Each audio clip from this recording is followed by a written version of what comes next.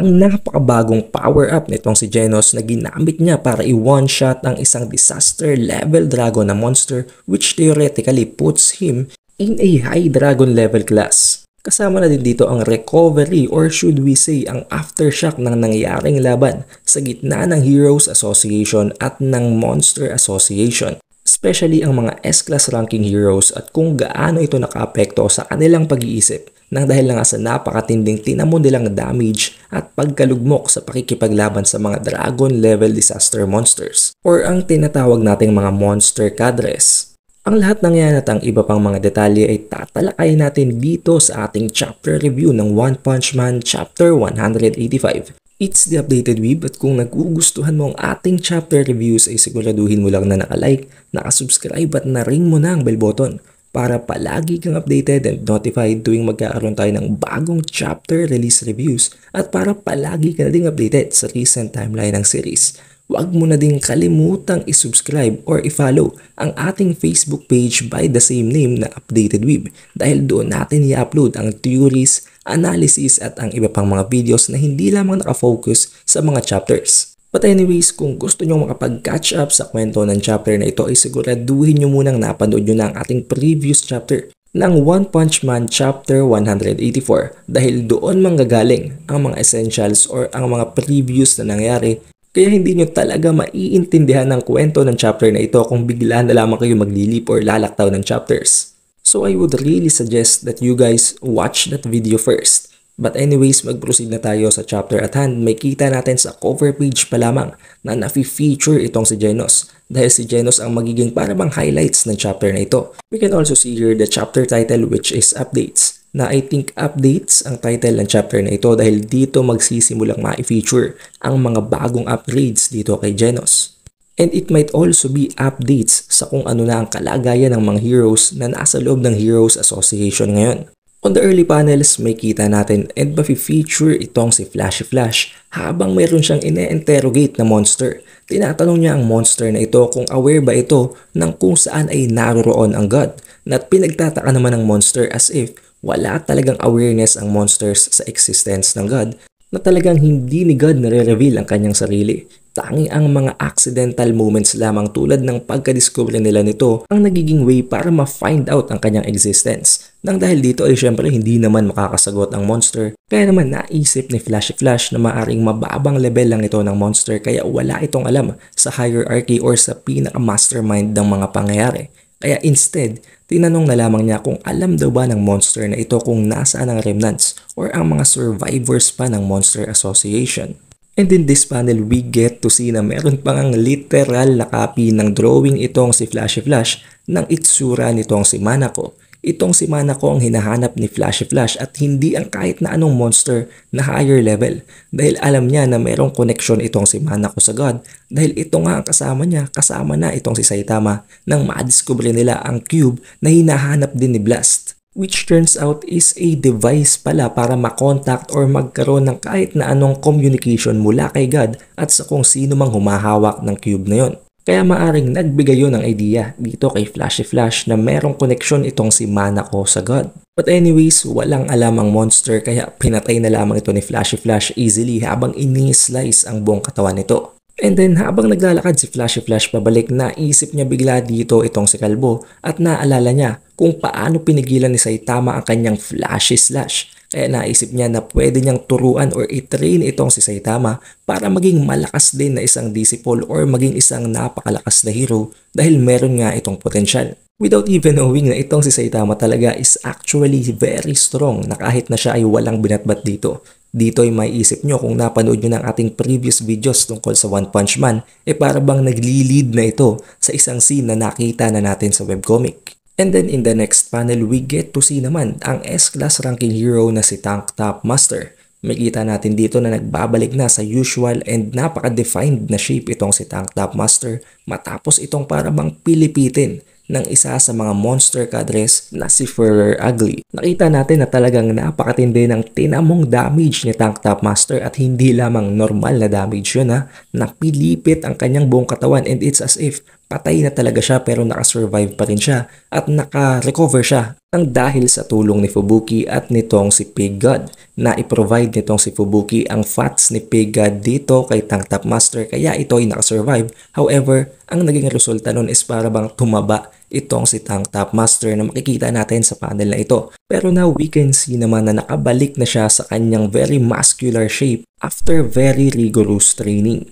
Namomroblema naman ang mga miyembro ng Tank Toppers dahil unti-unti nang nagde-deplete ang kanilang mga members. Pero nananatiling positive pa rin ang kanilang Tank Top Master na magpapatuloy pa rin ang kanilang grupo at magkakaroon naman sila ng bagong mga miyembro. And then, may pumasok ditong tatlong mga bagong heroes na gustong mag-apply as Tank Toppers. Dahil ina-admire daw nila kung gaano katinding lumaban itong si Tank Top Master sa napakalalakas na mga monster despite being at a disadvantage. Nang dahil dito ay na-inspire sila na sumali sa grupo ni Tank Top Master at maging malakas tulad niya. In the next panel naman makikita nating nandito ang parang isang mascot ng isang sisiw na nag-e-entertain sa mga batang estudyante. Ito pala ay walang iba kung hindi si Phoenix Man. Ito ay si Phoenix Man pero naging siyang parang isang chick version na lang matapos siyang talunin itong si Child Emperor. Now, napakagandang laban ang nangyayaring yun. Sa gitna ni Phoenix Man at ni Child Emperor, although napakatagal nang nangyari ng chapter na yun, pero kung gusto nyong balikan natin yun, syempre gagawa natin yun ng isang review video. Isang video specifically na nakafocus sa laban ni Child Emperor at nitong si Phoenix Man. But here in this chapter, it's as if hindi naman na ganun katindi ang alitan sa gitna ng dalawa, although makikita natin na para bang hindi pa rin nananatiling komportable itong si Child Emperor sa presensya nitong si Phoenix Man. At palagi siyang meron ditong countermeasures. Sinasabihan naman siya dito ni Phoenix Man na hindi niya kailangan maging cautious dahil hindi na daw ganun ang objective nitong si Phoenix Man. Dahil nag-enjoy na daw siya sa kung ano mang ginagawa niya ngayon na ang mag-entertain sa mga bata dahil nakita niya at nararamdaman niya ang appreciation na nanggagaling sa mga batang to. But for me, I think hindi yon totoo at para bang nagbabalak lamang itong mag-regain ng strength tulad na lamang ng kung ano ang plano ni Black S. Pero dito iba talaga ang sinadya nitong si Child Emperor at talagang pinuntahan niya lamang itong si Phoenix Man para i-interview siya at kumuha ng impormasyon. Dahil nakita nga natin sa previous chapter na nahack nitong si Child Emperor ang parabang system ng Heroes Association kaya nakita niya kung anumang mga dark secrets ang tinatago ng asosasyon kahit na mula sa kanilang mga S-class ranking heroes. And way back in the previous chapter ay nabanggit nitong si Phoenix Man na may mga lihim na baho at mga krimen talagang ginagawa ang Heroes Association na hindi nila nalalaman. Nang dahil dito ay gusto niyang malaman kung saan nakuha ni Phoenix Man ang tungkol sa impormasyon na yon at para na rin makakuha pa siya ng much more deeper data. In this panel naman, we get to see Darkshine na nagte-train na naman para maging mas malakas at para makarecover. However, hindi nawawala ang PTSD or ang trauma nitong si Darkshine at kitang-kita din natin na nag-iwan ng napakatinding scar or peklat ang ataking ginawa sa kanya ni Fur Ugly. Nang dahil dito ay para bang hindi na makapag-live up itong si Darkshine sa kanyang pangalan dahil meron na ng scar sa kanyang katawan.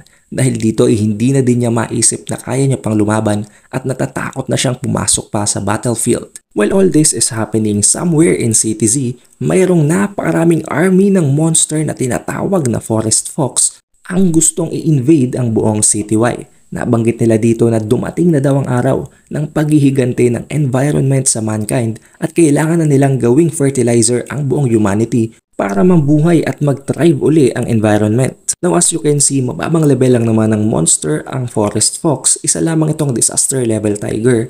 Kaya kahit na ang mga simpleng atake mula sa isang C-class ranking hero na si Dynamite Man, mula sa isang B-class ranking hero na Recluse Samurai, C-class ranking hero na si Ecologramps at ang A-class ranking hero na si Magic Trickman ay kaya silang pigilan. Especially dahil may kasama silang isang A-class ranking hero dito. Ginamit dito ni Magic Trickman ang kanyang Rainbow Smoke Screen at ang kanyang Savage White Crows para pigilan ang kanilang vision at para mapatumba na sila ng kanyang mga backup. Or so that's what they thought, pero dahil nga sa napakaraming numbers ng Forest Fox ay na-overpower pa rin sila nito gamit ang kanilang mga roots. Dito ay para bang nagsisimula ng magkaroon ng downfall ang Heroes Association. Although napakalalakas na ng gamit nilang mga heroes, nahihirapan na silang tapatan maging ang mga mababang level ng disaster level monsters. Pero bago naman ma-take over completely ang mga nagrespondeng mga unknown heroes na ito, dumating naman ngayon ang mga tank toppers para pigilan ang mga forest fox. And then here we can see na maging ang pinakamalakas na tank topper na si Tank Top Master ay rumesponde din sa CTY para mapigilan ang napakaraming armies na ito. Napakaganda na ang nangyayari sa laban nila na nakakalamang na ang mga heroes. Pero hindi nila akalain na may isang napakalakas palang entity na nag-aantay sa gitna ng army. Isang hindi inaasahang napakalakas na isang disaster level dragon monster na ang Forest King. Ang Forest King ay ang isa sa mga napakalalakas na mga king type na mga monster. Tulad na lamang ng Deep Sea King na nakita natin sa animated part na ng series. Dito ay makita nating in-overpower ng Forest King maging si Tank Top Master at ang kanyang mga kasamahang mga miyembro. And it's as if hinihigop ng Forest King ang life force or ang energy ng mga heroes na nababalot ng kanyang roots habang tinuturuan niya at inuutusan ang Forest Fox na ipagpatuloy ang kanilang pagmamarch at i-consume ang lahat ng mga human na makikita nila sa buong city. It was at this very moment na makita nating nagkaroon ng isang napakalaking explosion. So big as if maging ang Forest King ay nagmukhang isang napakaliit na object lamang para dito. Habang makita nating may nagsasabi dito ng incinerate, dito pa lamang ay alam na natin kung sino ang dahilan ng napakalakas na ataking ito. Walang iba kung hindi si Genos. Maging ang mga tank toppers ay nagulat sa ginawa ni Demon Cyborg at maging si Demon Cyborg ay hindi din makapaniwala sa ginawa niyang atake. Habang sinasabi niya na although hindi niya ina-expect na ganito kalakas ang upgrade na ibibigay sa kanya ni Dr. Cuseno, still, it is very perfect daw at magiging very suitable ito para sa kanyang napakalalakas na mga atake. Nang dahil dito ay naging confident si Genos na kaya niya nang tapatan maging ang mga disaster level dragon na mga monsters. At dito ay nabanggit din niya na gusto niyang gamitin ang bagong power-up na ito para makipag-sparring din kay Saitama at para ma-test kung gaano nakalakas at kung gaano nakaliit ang gap sa kanilang dalawa. But before that, sinabi niya na tutunawin at i-incinerate muna niya ang Forest King. And with this very hard panel nitong si Genos, we then get to see a very huge blast ng isang panel. And then, sa last panel, makita natin na nag-uusap na itong si Genos at itong si Saitama. Habang tinatanong ni Saitama kung nagkaroon daw ba ng change of parts itong si Genos, na sinagot naman ni Genos ng yes. And that's where the chapter ends. And basing from what happened from these last panels, we can assume na winan-shot talaga nitong si Genos ang Forest King gamit ang kanyang incineration. As if napakadali na para sa kanyang yon talunin ang mga disaster level dragon, and we can assume na din theoretically Genos is now a high dragon level. But sadly, dito na nagtatapos ang chapter. Kung nagustuhan mo ang chapter na ito ay siguraduhin mo na naka-like, naka-subscribe at na-ring mo na ang bell button para palagi kang updated and notified tuwing magkakaroon ng bagong chapter release reviews at para palagi ka ding updated sa recent timeline ng series. It is The Updated Weeb and I'll see you on the next one.